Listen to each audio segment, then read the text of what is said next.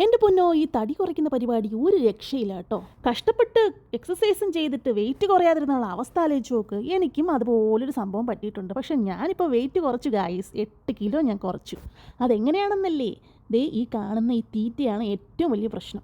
നമ്മൾ എന്ത് കഴിച്ചാലും ക്വാണ്ടിറ്റി അങ്ങ് കുറയ്ക്കുക, കൂടുതൽ പ്രോട്ടീൻ കഴിക്കുക. അത് ഈ അടിച്ച് കയറ്റുന്ന മൊത്തം കാപ്സാണ്, ഇതൊന്നും കഴിക്കരുത് ഗൈസ്. കാപ്സ് മാക്സിമം കുറച്ചിട്ട് നന്നായിട്ടൊന്ന് നടന്നു നോക്കൂ.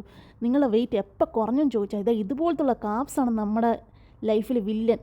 ഇതും കഴിച്ചിട്ട് എക്സസൈസ് ചെയ്തിട്ട് വല്ല കാര്യമുണ്ടോ? സോ ഞാൻ 2 മാസം നന്നായിട്ട് 8000 സ്റ്റെപ്സ് വരെ നടന്നു. പക്ഷേ ഇതാണ് റിസൾട്ട്. വെയിറ്റ് കുറയുന്നതനുസരിച്ച് മുടിയും കുറയുന്നുണ്ട്. ഞാൻ ഒന്നും നോക്കിയില്ല, നടത്തം തുടർന്നുകൊണ്ടിരുന്നു. മുടിയല്ലേ ഇനി വളർന്നു വരും എന്ന പ്രതീക്ഷയോടുകൂടി ഞാൻ വീണ്ടും നടന്നുകൊണ്ടിരുന്നു. വെയിറ്റ് നന്നായിട്ട് കുറയുന്നുണ്ട്. പക്ഷേ ഈ മുടി ഒഴിച്ചിട്ട് ഞാൻ എന്ത് ചെയ്യുന്ന ആലോചിച്ച് നടക്കുകയാണ്. ഡെയിലി കോമ്പ് ചെയ്യുമ്പോൾ ഇത്രയ്ക്ക് മുടി കിട്ടുന്നുണ്ട്. എല്ലാവരും ഇതൊക്കെ ഫേസ് ചെയ്യുന്നുണ്ടാവും എന്നെ പോലെ അല്ലേ. അങ്ങനെ ഒരിക്കലും കുറയില്ല എന്ന് വിചാരിച്ച വെയിറ്റ് 58 കിലോയിൽ ഞാൻ എത്തിച്ചിരിക്കുകയാണ്. ഓക്കെ, അപ്പോൾ ബൈ.